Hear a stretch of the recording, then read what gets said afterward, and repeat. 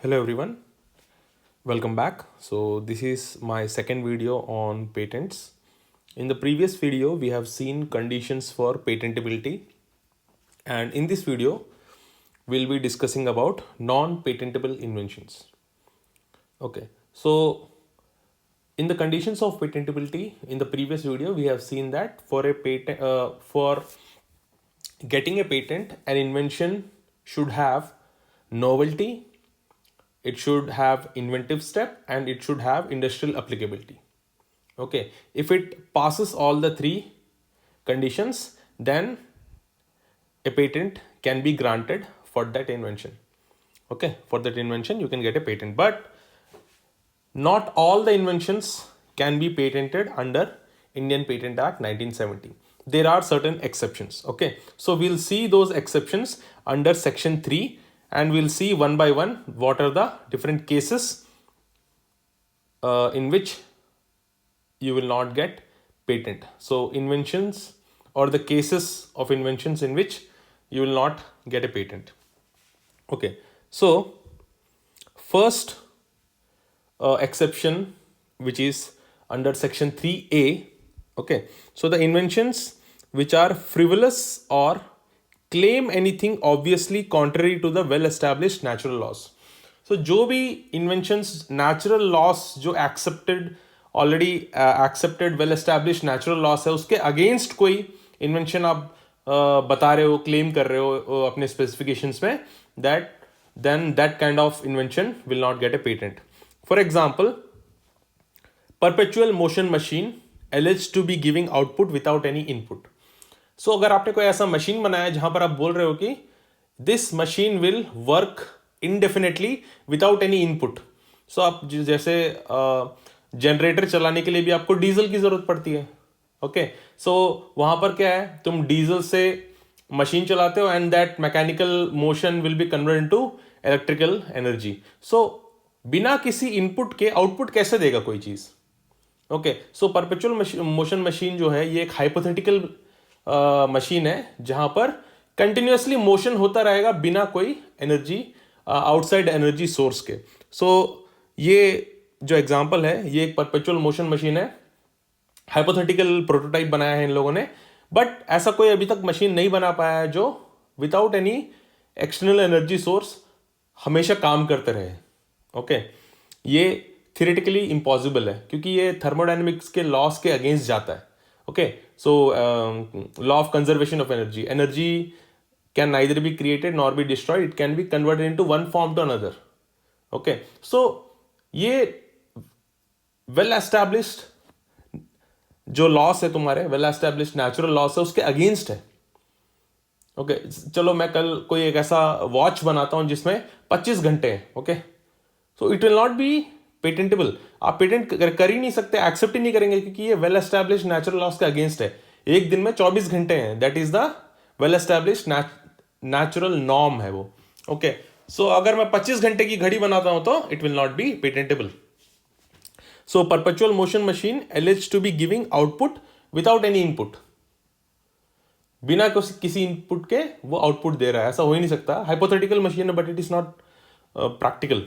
Then machine that gives more than 100% performance. आप चलो पूरा दिमाग लगा के भी ऐसा मशीन चलो बना लिया आपने जो 100% परफॉर्मेंस देता है, नहीं, एनर्जी लॉस तो होता ही है ऑब्वियसली. सो ऐसा कोई मशीन अभी भी नहीं है हमारे पास, पता नहीं मुझे, लेकिन 100% परफॉर्मेंस देने वाला मशीन भी नहीं है. सी ऑब्वियसली आप कंबशन इंजन है, कार है, डीजल इंजन है, पेट्रोल वाला इंजन है, उसमें थोड़ा बहुत तो एनर्जी लॉस होता ही है. सो 100% परफॉर्मेंस वाला मशीन शायद अभी तक बना ही नहीं है, बना भी नहीं सकते, बहुत मुश्किल है, एनर्जी लॉस तो होगा ही होगा. बट ऐसा कोई मशीन बना रहे हो आप जहां पर 100% से भी ज्यादा परफॉर्मेंस है, that is again theoretically impossible. So ये फ्रिवलस इन्वेंशंस है, झूठ मूठ के बेवकूफ बना रहे हो तुम लोग, ऐसा सच में पॉसिबल नहीं है. Okay, so machine that gives more than 100% performance, obviously invention is frivolous क्योंकि ये थियोरेटिकली पॉसिबल नहीं है.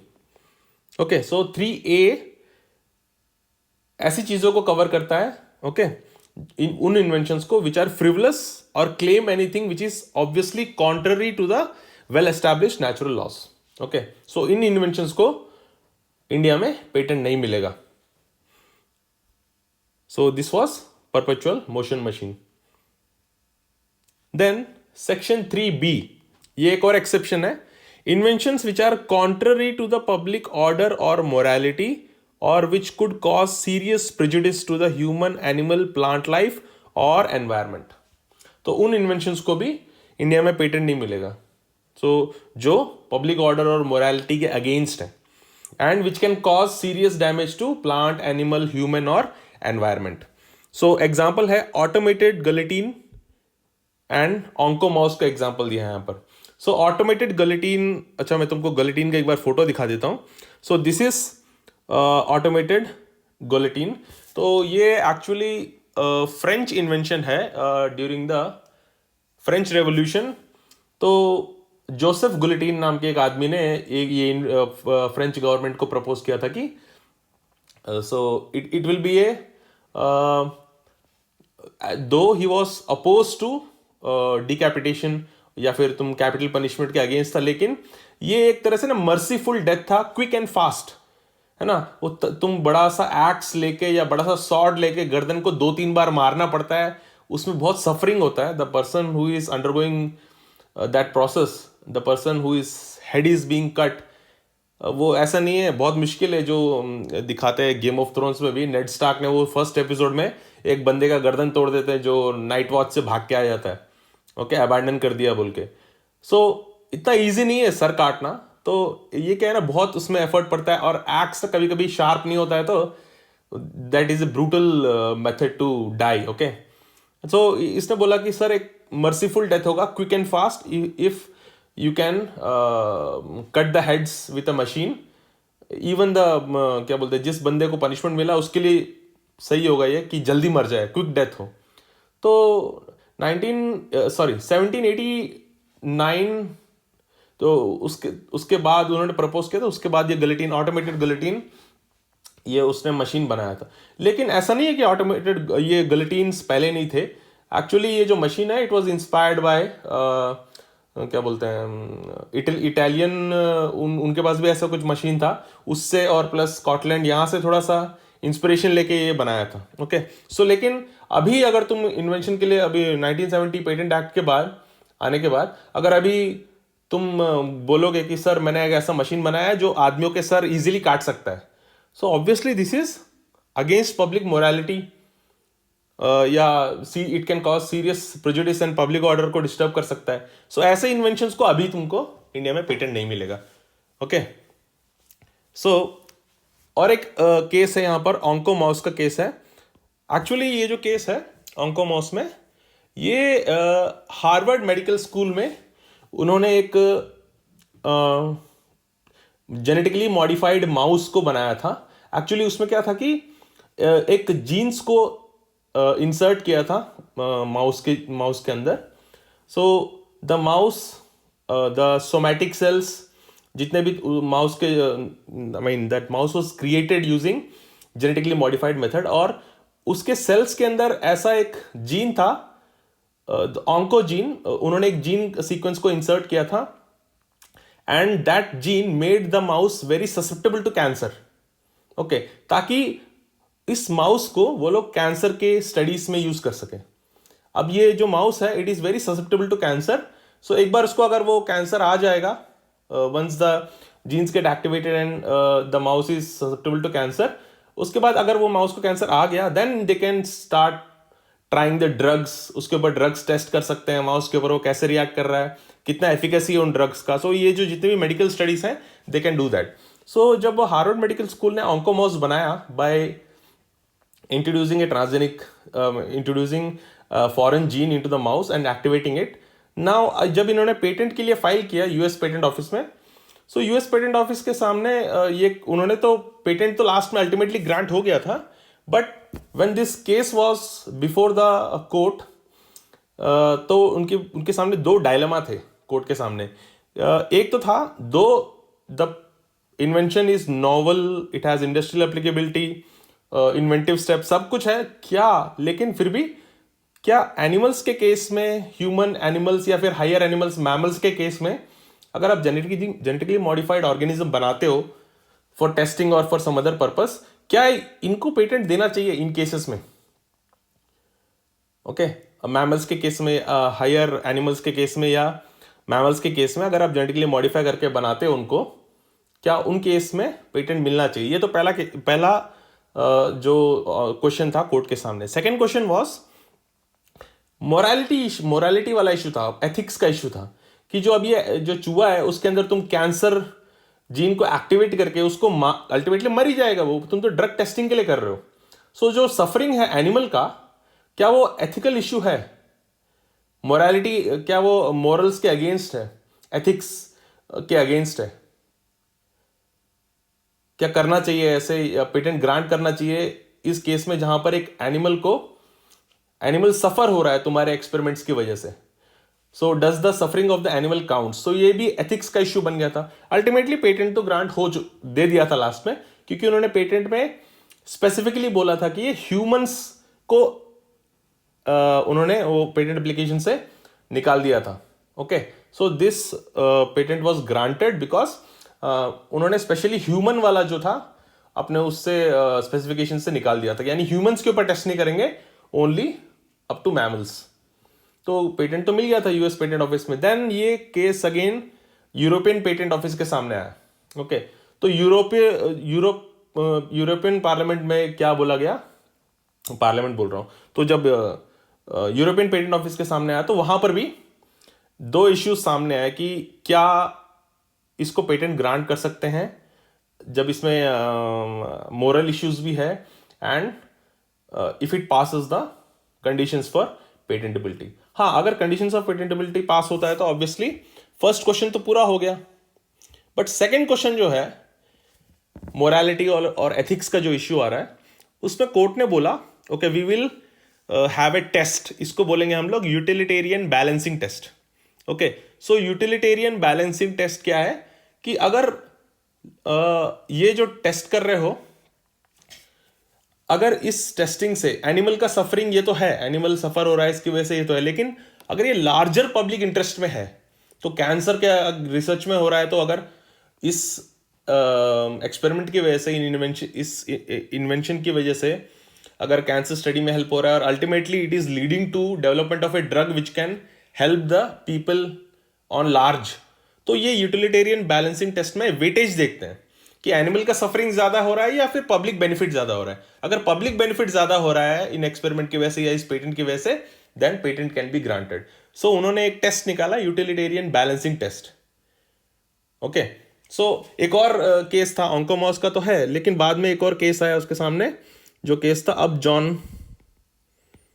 तो ये भी एक फार्मास्यूटिकल कंपनी थी, इन्होंने एक माउस बनाया जहां पर उन्होंने एक जीन को इंट्रोड्यूस किया which influenced the character in the mouse which led to hair fall. Okay, तो ये जीन की वजह से माउस में हेयर फॉल ज्यादा होता है. So this was to study and prevent baldness in humans. तो ये जो माउस के ऊपर जो भी एक्सपेरिमेंट होंगे वो ह्यूमन का बाल्डनेस है उसको प्रिवेंट करने के लिए वो स्टडी किए जाएंगे. एंड क्वालिटी ऑफ वूल में जो है, शीप का जो वूल होता है, वूल का क्वालिटी इंप्रूव करने के लिए, एंड ह्यूमन में जो बाल्डनेस है उसको प्रिवेंट करने के लिए या स्लो डाउन करने के लिए, स्टडी करने के लिए उन्होंने ये ट्रांसजेनिक माउस बनाया अब जॉन केस में. तो कोर्ट ने बोला, फिर से यूरोपियन पेटेंट ऑफिस ने वो यूटिलिटेरियन बैलेंसिंग टेस्ट अपनाया और उन्होंने बोला चलो कैंसर ड्रग का तो समझ में आता है, तुम बालों के झड़ना एनिमल सफरिंग से कम इंपॉर्टेंट है. तो कैंसर जो तुम रिसर्च कर रहे हो दैट हैड हायर वेटेज, क्योंकि ये बहुत लोगों को काम आएगा और बहुत लोगों की जानें बचाएगा. पर हेयर लॉस का तुम इसके ऊपर जो टेस्ट तुम कर रहे हो, तो एनिमल का जो सफरिंग है that weighs higher than the prevention of hair loss. बालों का झड़ना कम वेटेज है उसका when compare to suffering of the animal. तो उन्होंने उसका जो पेटेंट था वो रिजेक्ट कर दिया, हम नहीं देंगे, क्योंकि एनिमल ज्यादा सफर हो रहा है. तुम ये स्टडी कर भी लोगे तो क्या हेयर फॉल को प्रिवेंट कर पाओगे?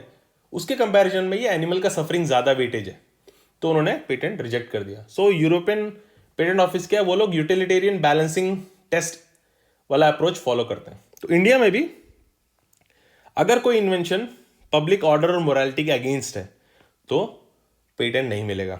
ओके, एंड जो भी प्लांट एनिमल उनके हेल्थ को, ह्यूमन हेल्थ को या एनवायरनमेंट को अफेक्ट करेगा, उन केसेस में पेटेंट नहीं दिया जाता. Then section 3C, mere discovery of a scientific principle or formulation of an abstract theory or discovery of any living thing or non-living substance occurring in nature.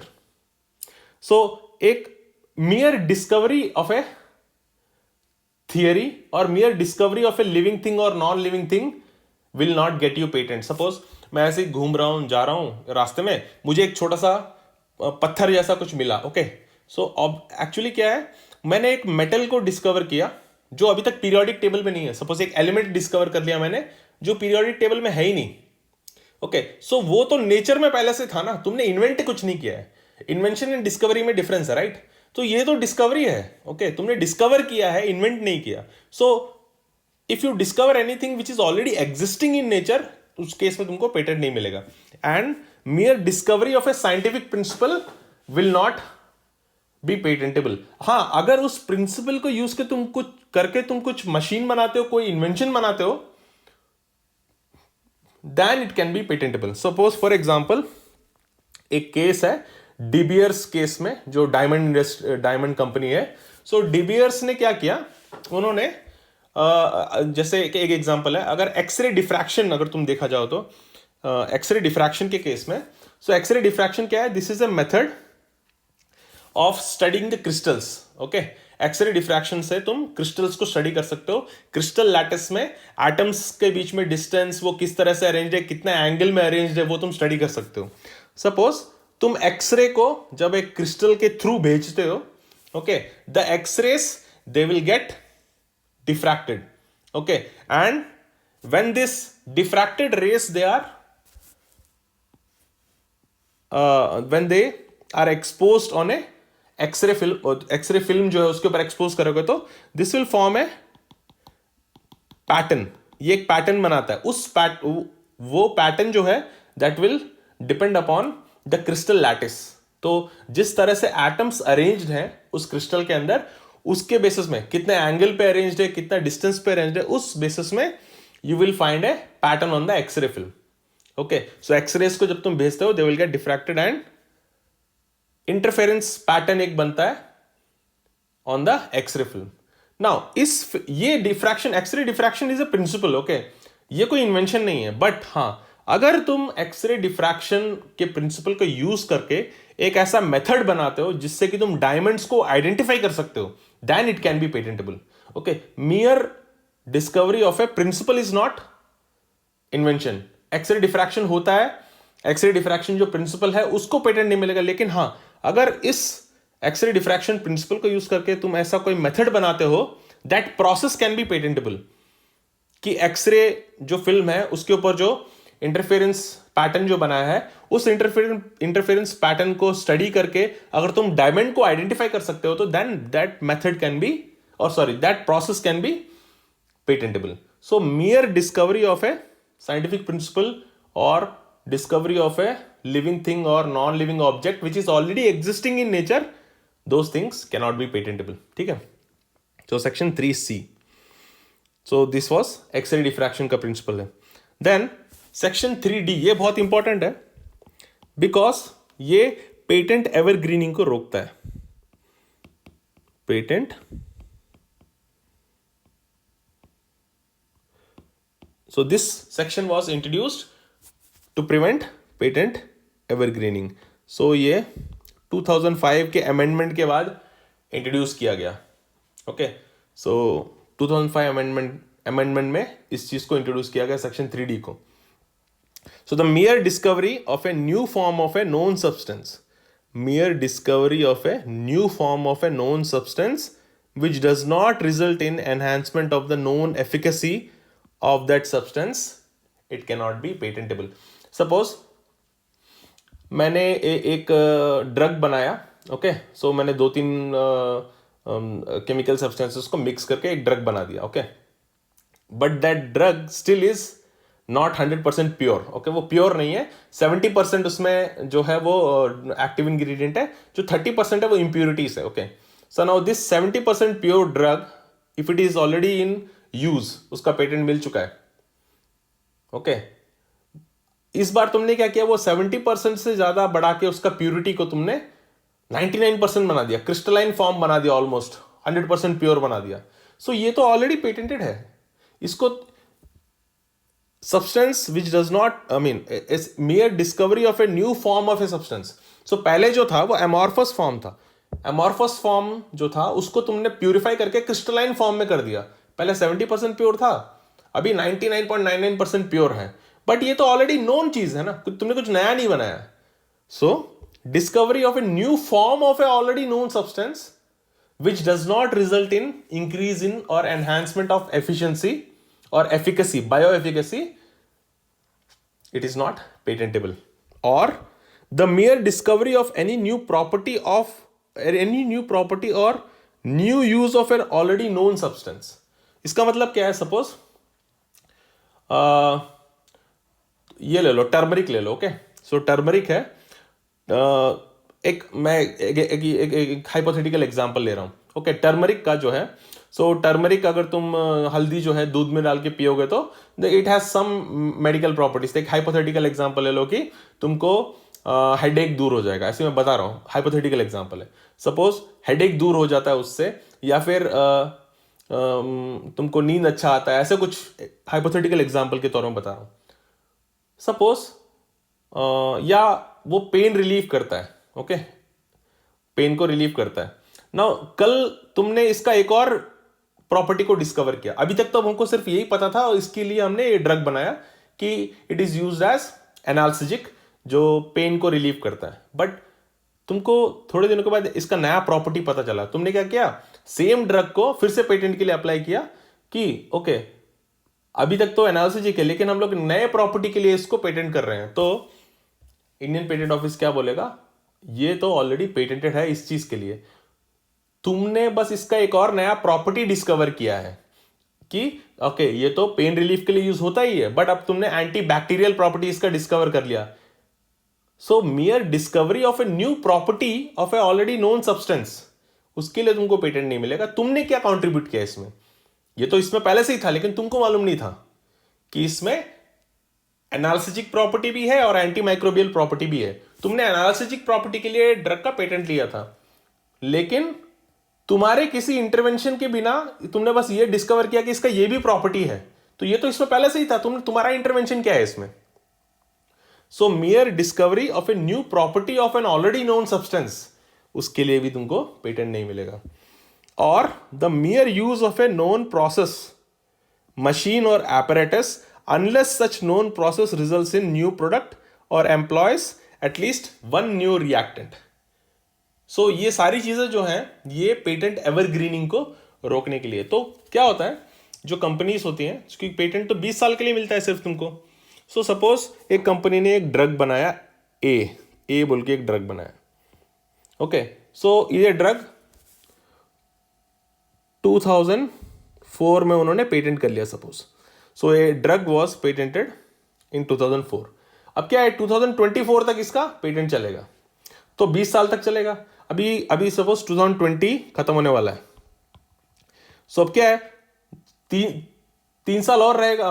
4 years का है ना, 4 साल और बचा है. 2024 में खत्म हो जाएगा इसका पेटेंट. उसके बाद कोई भी बना सकता है. तो मैं क्या करूंगा, बाकी लोगों को प्रिवेंट करने के लिए, क्योंकि ये ड्रग बहुत बिकता है मार्केट में, so it is profitable. So I don't want to lose the market, क्योंकि 10 लोग और अगर बनाने लग गए तो चीज सस्ती हो जाएगी. I will lose the market. So मैं क्या करूंगा, इसमें थोड़ा सा चेंजेस लाऊंगा. इसमें थोड़ा सा मैंने ट्वीक किया, कैपिटल ए को थोड़ा सा मैंने हल्का सा चेंज कर दिया, ए करके. ओके, स्लाइट इंप्रूवमेंट, मैंने थोड़ा सा इसको इंप्रूव कर दिया. अब मैं क्या बोलूंगा, ये एक नई चीज बन गई. Okay, so I have done a slight improvement, और मैंने उसको थोड़ा सा ट्वीक किया. ओके, हल्का सा चेंज कर दिया, और मैंने बोला कि ये नया प्रोडक्ट है, फिर से पेटेंट ले लूंगा मैं 2020 में. अगर 2020 में पेटेंट लूंगा तो 2040 तक इसका पेटेंट पीरियड होगा. तो मैं क्या कर रहा हूं, अपने पेटेंट को एवरग्रीन बना रहा हूं, यानी हमेशा के लिए चलता रहेगा. जैसे 2040 पास आ रहा होगा तो मैं इसमें और थोड़ा सा चेंज कर दूंगा. कैपिटल एक स्मॉल ए है, इसको मैं हल्का सा और एक छोटा ए लगा दूंगा, इसको हल्का सा चेंज कर दूंगा और बोलूंगा ये भी एक नया प्रोडक्ट है, मुझे और 20 साल का पेटेंट दो. सो ये तो परपेचुअल हो जाएगा ना मेरे लिए. सो इसीलिए सेक्शन 3D इंट्रोड्यूस किया गया है, ताकि अगर सेम चीज है उसको हल्का सा चेंज करके ये कंपनीज क्या करती हैं, वो पेटेंट को एक्सटेंड कर लेती है, पेटेंट पीरियड को, प्रोटेक्शन को। तो सेक्शन 3D इसलिए इंट्रोड्यूस किया गया था ताकि पेटेंट एवरग्रीनिंग को रोका जाए। Okay, so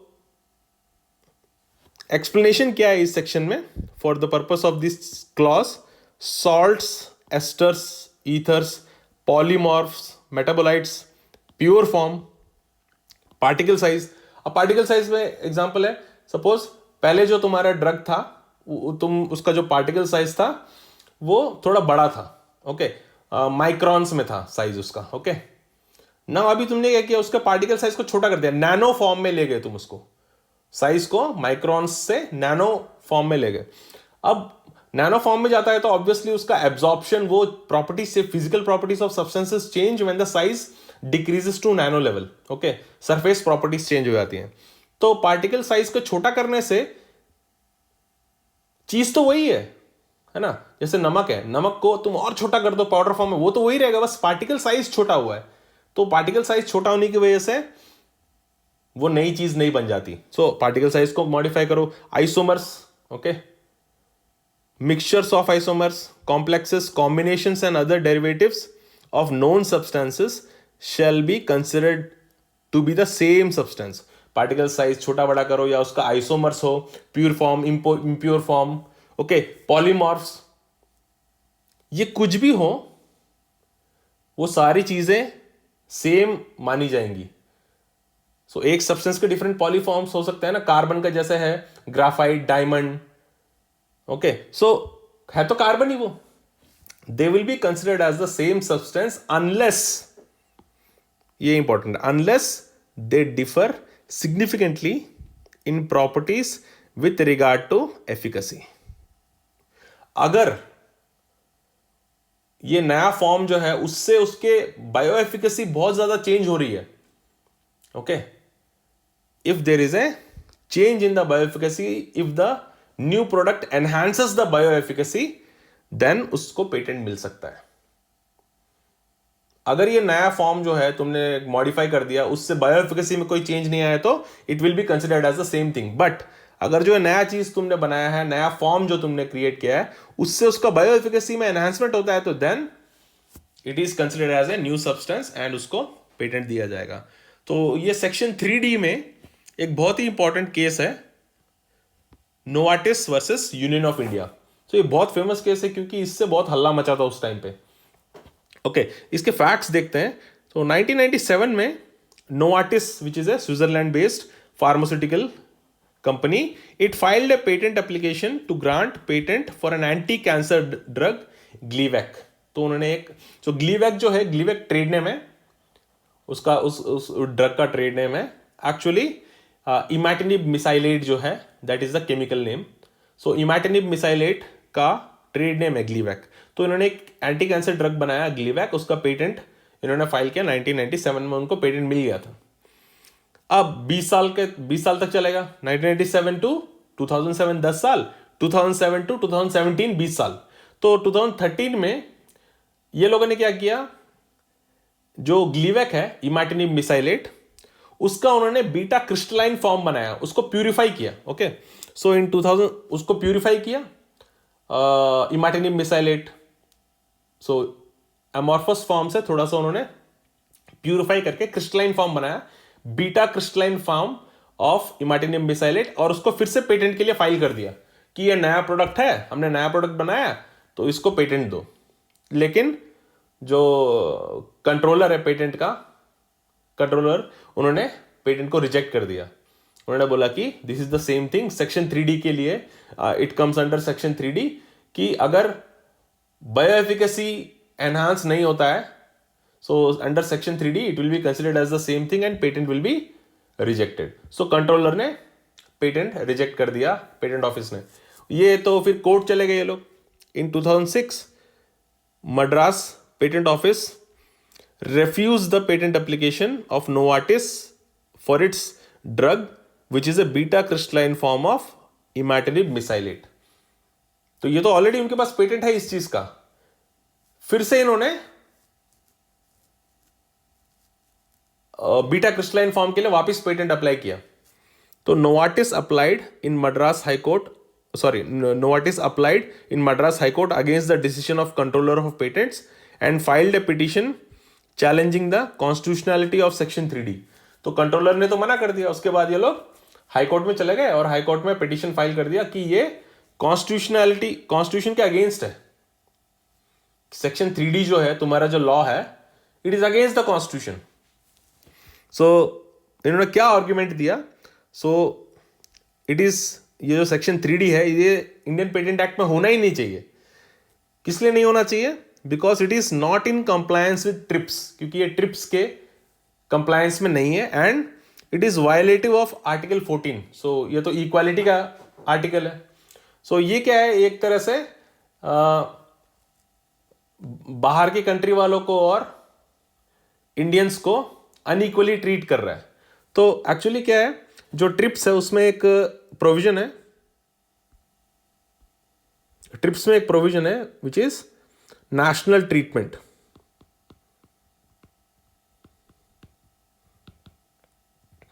okay, so national treatment का मतलब क्या है कि जो भी फाइल कर रहा है इंडिया में पेटेंट, चाहे वो इंडियन सिटीजन हो या फिर कोई कंपनी हो या फिर बाहर का सिटीजन हो या फिर बाहर की कंपनी हो, everyone will be treated in the same manner।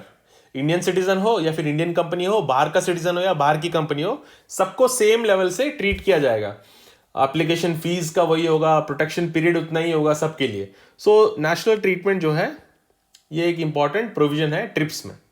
सो ये आर्टिकल 14 को भी वायलेट कर रहा है एंड ट्रिप्स के प्रोविजन को भी, ट्रिप्स के प्रोविजंस के अगेंस्ट कंप्लायंस नहीं है इसका। तो उन्होंने बोला, इन दोनों आर्ग्यूमेंट्स के बेसिस पे हाई कोर्ट में फाइल कर दिया। हाई कोर्ट ने क्या बोला, भाई साहब ट्रिप्स जो है वो इंटरनेशनल जो वो एग्रीमेंट के अंदर आता है एंड हाई कोर्ट जो है it does not have the jurisdiction.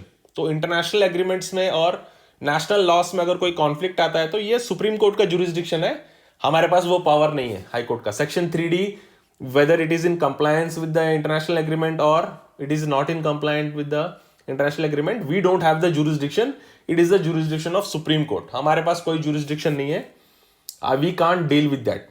तो इन्होंने बोला भागो यहाँ से, हमारा jurisdiction नहीं है।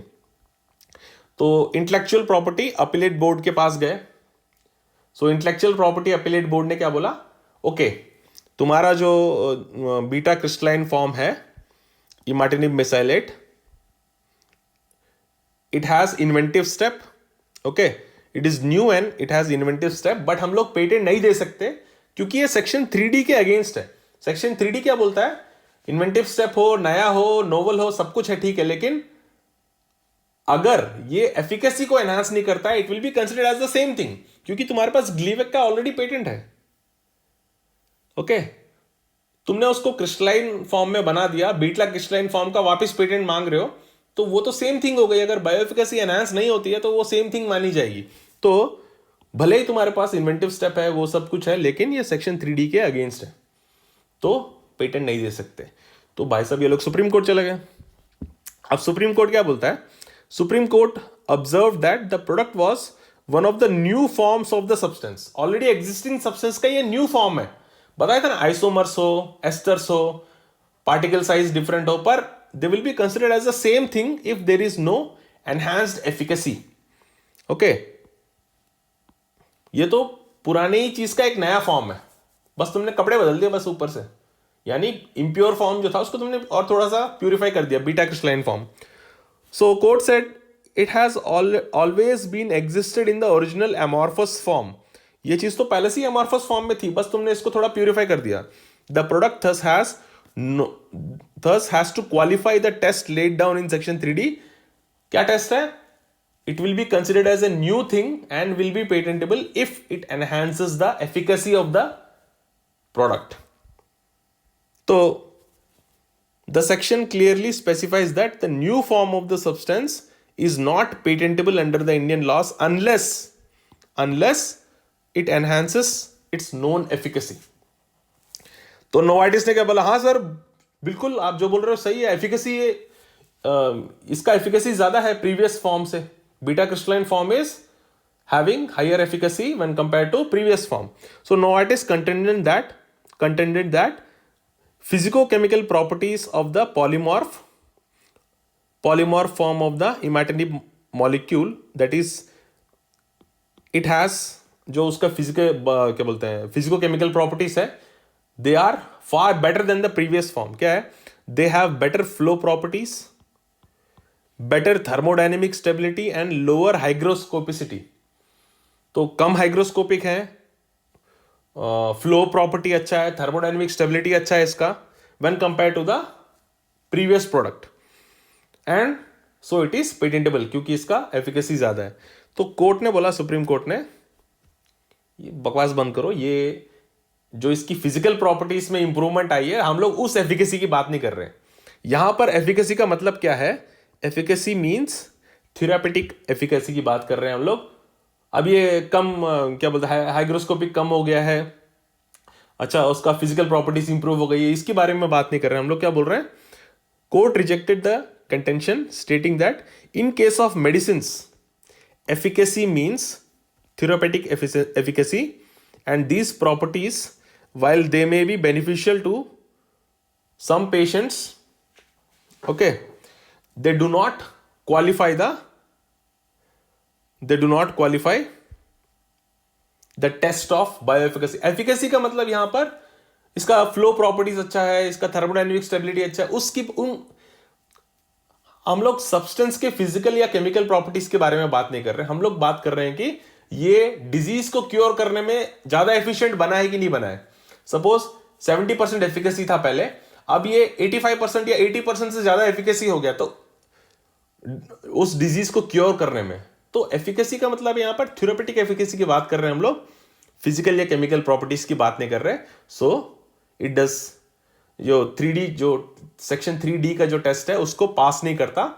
There is no enhancement in the bioefficacy. बस ये फिजिकल प्रॉपर्टीज में एफिकेसी इंप्रूव हुआ है, उसके डिजीज को क्योर करने में जो एफिकेसी है उसमें कोई इंप्रूवमेंट नहीं है. So we can not give you the patent. So ये सेक्शन 3D का जो टेस्ट है एफिकेसी वाला, उसको पास नहीं करता, एंड सुप्रीम कोर्ट रिजेक्टेड. उस टाइम पे बहुत हल्ला मचा था, इसके केस को रिजेक्ट कर दिया इसलिए. So section 3E, okay, section 3 का क्लॉज E क्या बोलता है? A substance obtained by a mere admixture resulting only in the aggregation of properties of the components thereof और a process for producing such substance.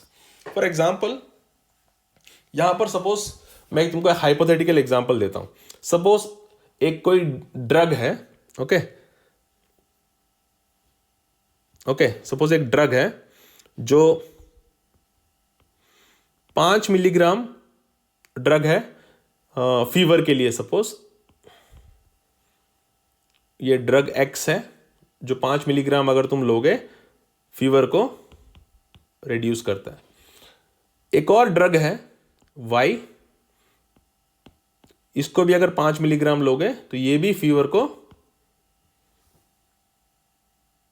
Reduce करता है, plus fever को reduce करता है, plus headache को भी, headache and fever दोनों को रिड्यूस करता है, ये फीवर को रिड्यूस करता है. बट ये दोनों ड्रग एफिशिएंट नहीं है अगर इसका डोसेज कम यूज करते हो तो. मिनिमम 5 मिलीग्राम लेना पड़ेगा, ओके.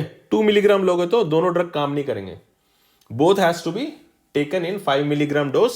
तो ये फीवर को रिड्यूस करता है, ये दूसरा ड्रग है वाई जो हेडेक एंड फीवर दोनों को रिड्यूस करता है. बट इन दोनों ड्रग के साइड इफेक्ट्स हैं. सपोज इससे ड्राई माउथ, तुम्हारा मुंह सूख जाता है, ओके, इसका एक साइड इफेक्ट है इस ड्रग का. ये सेकंड वाला जो ड्रग है अगर ये लोगे तो इसका एक साइड इफेक्ट है, सपोज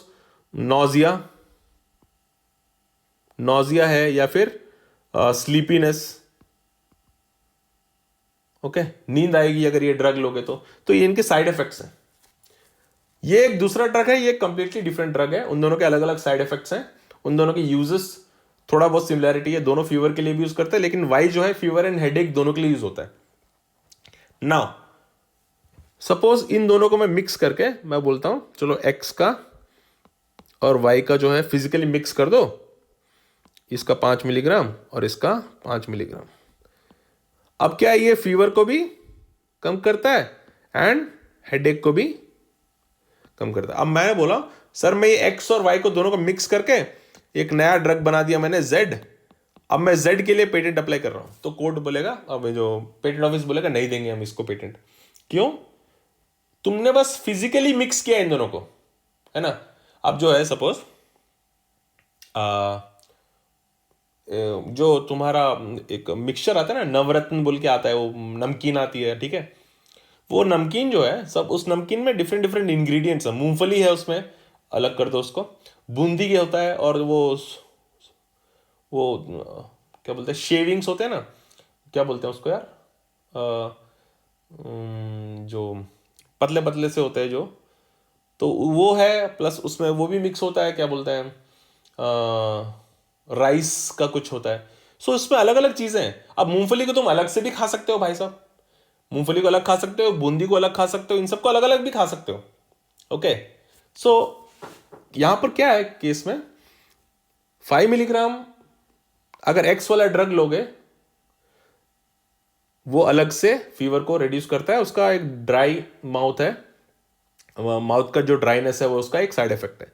वाई जो ड्रग है वो फीवर को एंड हेडेक को दोनों को कम करता है, लेकिन उसका एक साइड इफेक्ट है स्लीपीनेस, नींद आने लगती है वो ड्रग लेने के बाद। अब मैं क्या कर रहा हूं, इन दोनों को मिक्स करके 5 मिलीग्राम इसका और 5 मिलीग्राम इसका मिक्स करके एक नया ड्रग बना रहा हूं जेड, और मैं उसको पेटेंट के लिए अप्लाई कर रहा हूं, तो पेटेंट ऑफिस को रिजेक्ट कर देगा। क्यों? क्योंकि ये दोनों जो मिनिमम डोज है 5 मिलीग्राम देना ही है, 2 मिलीग्राम दोगे तो काम नहीं करेगा ये। तो बस तुम फिजिकली उन दोनों को मिक्स करके तुम बोल रहे हो कि मैंने एक नया ड्रग बनाया है, वो दोनों साइड इफेक्ट्स भी हैं वैसे के वैसे ही। ये जेड जब लोगे तो तुमको ड्राई माउथ भी होगा और स्लीपनेस, नींद भी आएगी।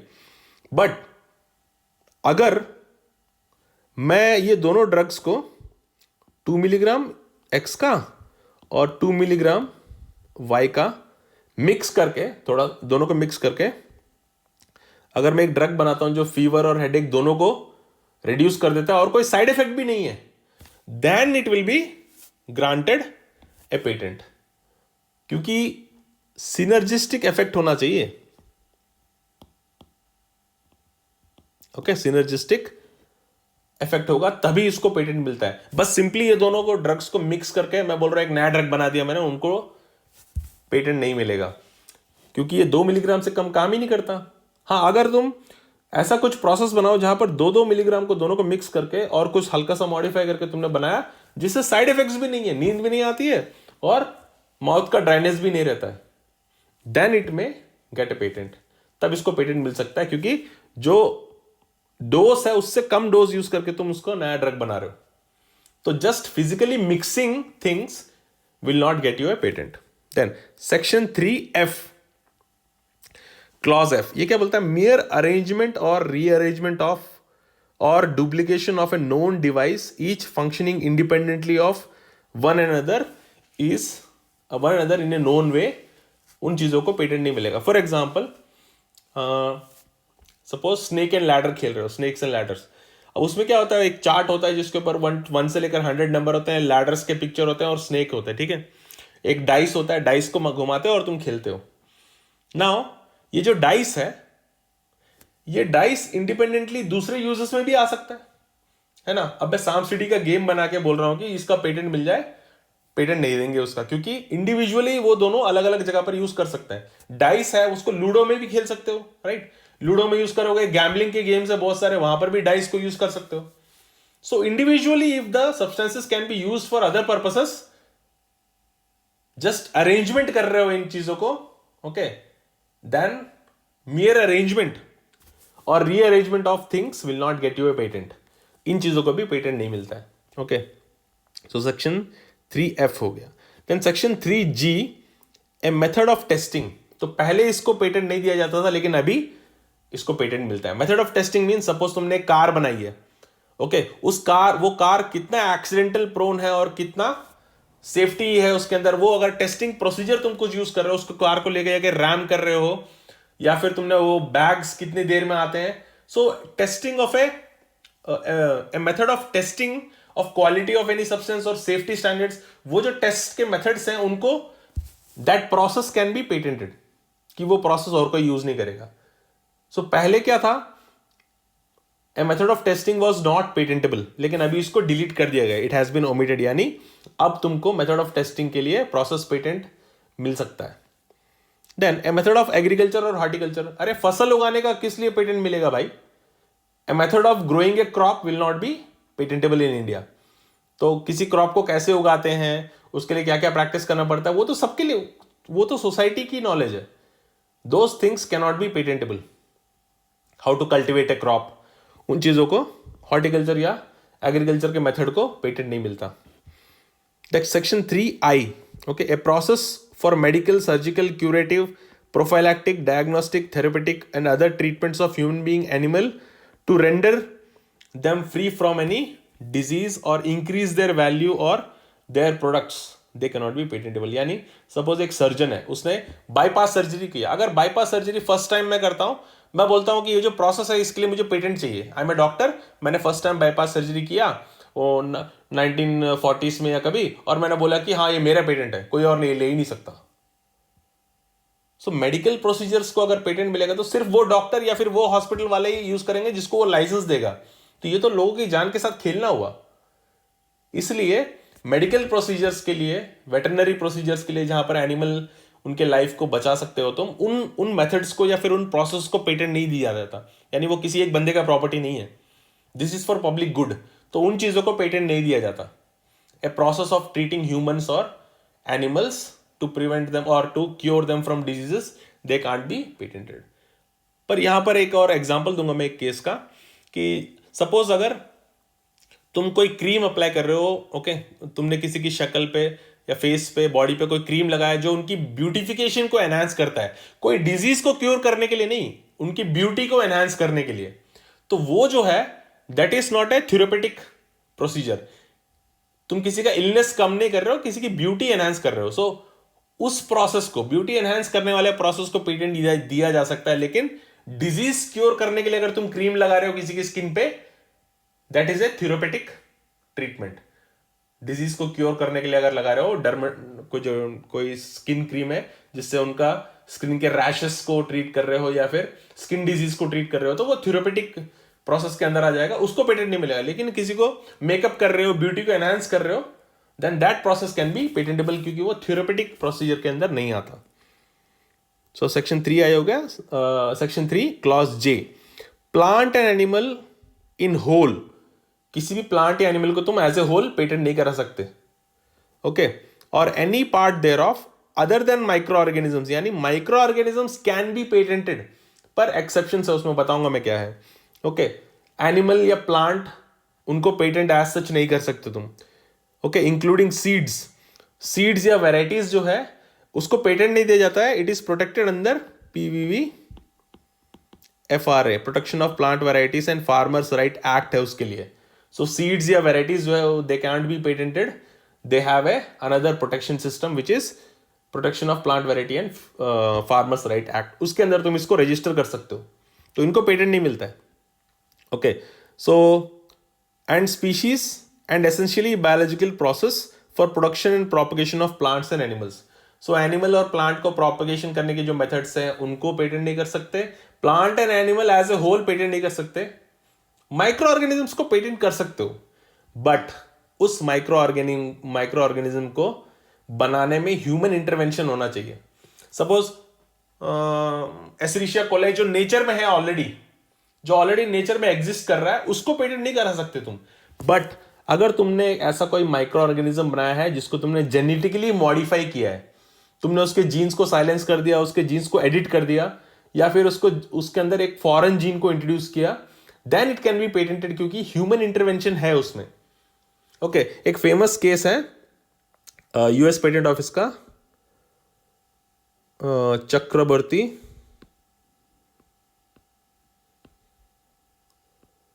पता नहीं चक्रवर्ती स्पेलिंग करेक्ट है कि नहीं, चक्रवर्ती वर्सेस, सॉरी, डायमंड वर्सेस चक्रवर्ती का केस है, ओके। तो US पेटेंट ऑफिस का केस है ये, ओके। सो US पेटेंट ऑफिस का केस है डायमंड वर्सेस चक्रवर्ती का। तो ये चक्रवर्ती क्या था, ये बंदा रिसर्च कर रहा था एक बैक्टीरिया पे, so he genetically modified a bacteria which eats away the oil slicks या फिर ऑयल लीकेज जो होता है समुद्र में. ओके, सो ऑयल स्पिल्स जो हैं वो ऑयल स्पिल की वजह से जो एनवायरमेंटल पोल्यूशन हो रहा है उसको रिड्यूस करने के लिए सूडोमोनास पुटिडा. ओके,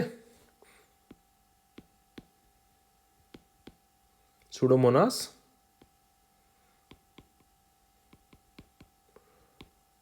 ये एक माइक्रो ऑर्गेनिज्म बनाया जिसको उसने जेनेटिकली मॉडिफाई करा ताकि वो ऑयल जो लीकेज हुआ है उसको वो रिमूव कर दे, धीरे धीरे खा ले. Okay, so Pseudomonas putida genetically modified it and filed for patent. तो यूएसपीटीओ ने उसको, यूएस पेटेंट ऑफिस ने रिजेक्ट कर दिया. तो बाद में कोर्ट में गया तो वहां के कोर्ट ने बोला obviously a microorganism as such cannot be patented, but if there is a human intervention, क्योंकि ये जो सूडोमोनास पुटिडा था ये तो जेनेटिकली मॉडिफाइड था, जो ओरिजिनली नेचर में है उसमें वो जीन है ही नहीं. तो he introduced a gene so that this bacteria has a property of eating away the oil, and इसने जेनेटिकली मॉडिफाई किया था इस ऑर्गेनिज्म को. तो कोर्ट ने पेटेंट ग्रांट कर दिया. So microorganism as such cannot be patented. जो नेचर में है ऑलरेडी उसको पेटेंट नहीं मिलेगा. लेकिन अगर तुमने ऐसा कोई माइक्रो ऑर्गेनिज्म बनाया है जिसके अंदर तुमने जीन्स को साइलेंस कर दिया या जीन्स को निकाल दिया यूजिंग जेनेटिक इंजीनियरिंग, या फिर फॉरेन जीन को इंट्रोड्यूस किया और उसके प्रॉपर्टीज चेंज कर दिए, then it can be patented. Then any literary, dramatic, musical, artistic work, ये जो है ये तो कॉपीराइट वाला सब्जेक्ट है. This is the subject of copyright act 1957. ये तो कॉपीराइट का सब्जेक्ट है. तो इन चीजों को पेटेंट नहीं मिलता है, इन चीजों को कॉपीराइट मिलता है. Okay, then section 3 clause M.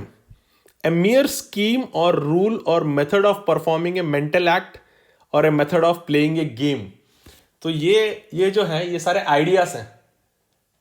Okay, ideas को पेटेंट नहीं मिलता है, तुमको फिजिकली वो चीज बनानी पड़ती है. योर इन्वेंशन, तुम्हारा जो फिजिकल उसका प्रॉपर्टीज होना चाहिए. मेंटल एक्टिविटी या गेम उसको पेटेंट नहीं मिलता है. Okay, your invention should be practical. Then section 3 clause N. A presentation of information.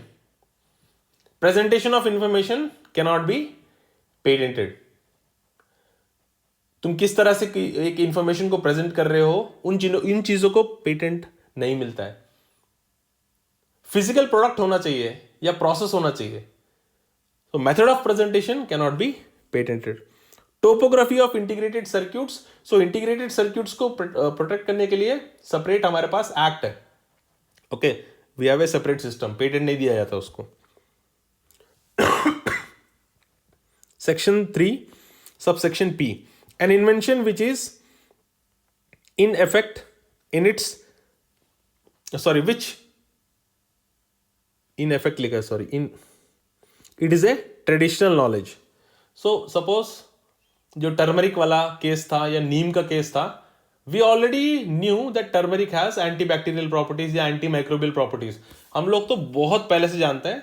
So if the information और the invention, if the invention is in traditional knowledge, the information is available with the people or it is already in the public domain, or which is in fact a traditional knowledge, that cannot be patented.